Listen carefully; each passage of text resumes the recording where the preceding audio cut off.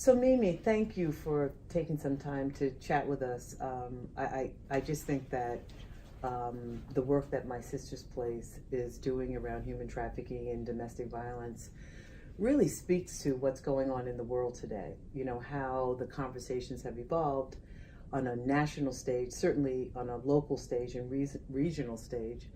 Talk to me a little bit about your experiences now that you're, you know, a commentator on MSNBC, and you know what you're starting to see and what you're hearing around the Kavanaugh hearings and, you know, #MeToo, and how it's really impacting our communities.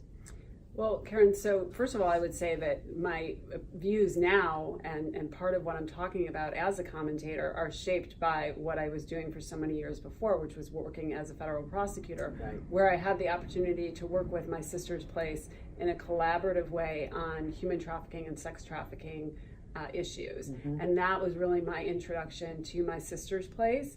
And really is what got me so interested and involved in working on those types of issues. And so I'm been really interested and involved now in talking about those issues, as you say, as they've become so much at the forefront of this national conversation. I think that came to the forefront really in large part in the Kavanaugh hearings, because you had people with their TV sets on every day, you know, watching the hearings and following the developments. And what we saw is that as a society, we still have a really long way to go in terms of how this country responds and treats women or any victims of sexual harassment and sexual assault. And I unfortunately, the bad news is I think that the Kavanaugh hearing sort of showed us that we really still have a long way to go. The good news, I think, is that more and more people are feeling empowered to talk about it. I think more people realize how far we have to go, and identifying the problem is part of solving the problem.